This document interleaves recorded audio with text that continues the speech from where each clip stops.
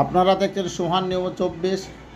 গত 3 তারিখে হুগলি জেলার কবিতা একাডেমি বাংলা কবিতা উৎসব 2025 বিগত বছরের ন্যায় এবছর এক মনোজ্ঞ সাংস্কৃতিক অনুষ্ঠানের আয়োজন করে। হুগলি জেলার কোন্নগর কল্পতরু লজে অনুষ্ঠানের প্রথমে প্রদীপ প্রজ্বলন করে শুরু হয় এবছর কবিতা একাডেমি 23 বছরে অর্পণ করল। অতিথি বর্গদের বরণ সমিতির পরিচালনা কমিটির সদস্যদের বরণ নবীন বরণ করার পর কবিতা উৎসব শুরু হয়।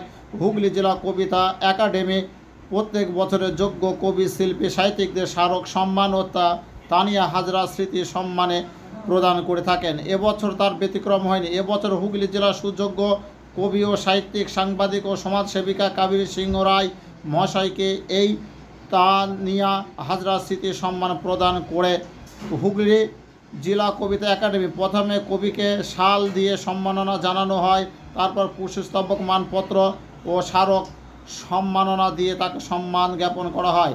কবি কাবেরী সিংহ রায় মহাশয়ের ইতিমধ্যে অনেক কাব্যগ্রন্থ গল্পগ্রন্থ প্রকাশিত হয়ে গিয়েছে। এবছর 2025 আন্তর্জাতিক কলকাতায় বইমেলায় নারী সত্তা কাব্যগ্রন্থ সম্পাদনা করেন শব্দবিতান প্রকাশনীর হাত ধরে। একটি সাধারণ জ্ঞানের বই জ্ঞানকোষ বর্তমান পশ্চিমবঙ্গের কিছু স্কুলে পাঠ্যপুস্তকের পাশাপাশি সমৃদ্ধ হয়েছে। কবির এই পুস্তক হুগলি জেলা কবিতা একাডেমির সম্পাদক প্রশান্ত মানিক ও পরিচালন কমিটির নজর কাড়ে।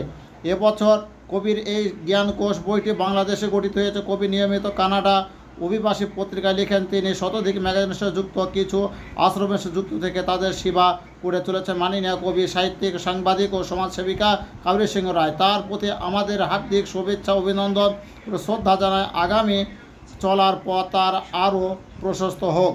আপনারা দেখছেন সেই ছবি সোহান নিউজ 24-এর পর্দায়।